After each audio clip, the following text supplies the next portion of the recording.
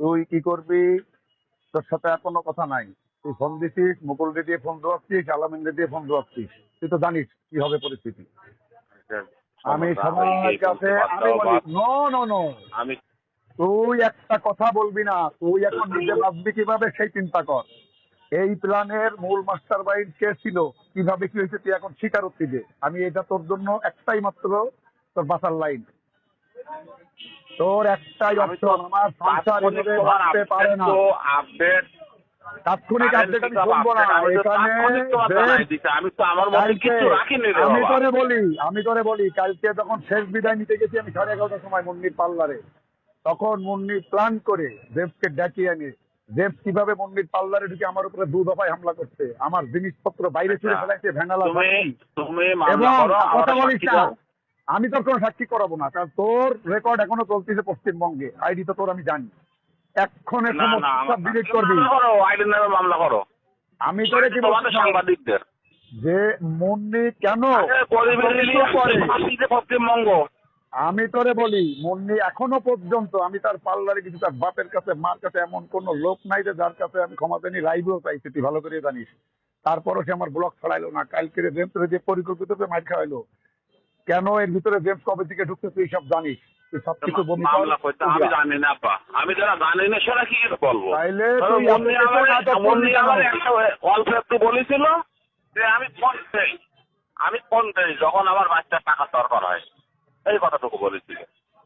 তাইলে এই কথা যদি হই থাকে, তাইলে তুই এই মাঝখানে ঢুকে তুই আমার কাছে জেমসরে নিয়ে লিগেজ করা, ওর কাছে মিথ্যা কথা বলা, যে আমি পার্লারে গেছি, ওই যে মিথ্যা কথাগুলো বলে কলগুলো বাইর করছিস তুই, এগুলো তুই লাইভ এসে স্বীকার কর যে আমি কি করছি ভাঙার জন্য। এইটা এখন লাইভ এসে স্বীকার কর যদি বাঁচতে চাই।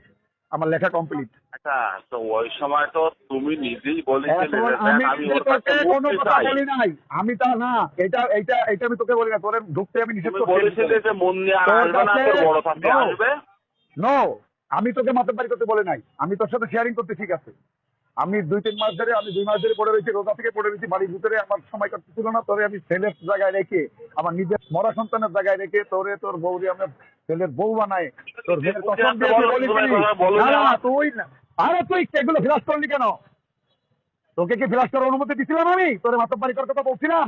তুই এখন হাতে পায়ে করতেছিস সমস্ত সবকিছু একে। এখন 10 মিনিট টাইম, তুই সব স্বীকারোক্তি দিয়ে ভিডিও ফুটেজ পাঠা এখন। তুই জানিস না তুই কত বড় অপরাধ করছিস, একটা সংসার ভাঙছিস। শুধু তাই না, ওর বদনাম ছড়াইছিস, আমার বদনাম ছড়াইছিস। ও যে কথাগুলো বলতো ওর কাছে একটা প্রমাণ নাই। আমি মাসে 60,000 থেকে 70,000 টাকা আর্ন করি, আমার ফেসবুকে ডলার আছে। চোরের বাচ্চা, আমি ওর ব্যাগের থেকে টাকা নিয়ে মদ খাই। হ্যাঁ, আমার যে কথাগুলো বলছে, এই আমার এলিগেন্স গুলো দেখো, তুই যে এইগুলো তুই লাইক করছিস। সমস্যা তোমার কষ্ট ওরে হবে। তোর আমি তোর তোমার আমি সামনে তোর আসতেছি, তোমার তুই সামনে আসবি আসতেছি, কি? তুমি তুই ইচ্ছা আমার মতো, সামনে, তোমার ইচ্ছা মতো তুই তুমি যা ইচ্ছা মতো অবস্থায় নামে তাই করা করো। লাগবে না। তোকে যেটা বলছিস এটা শোন।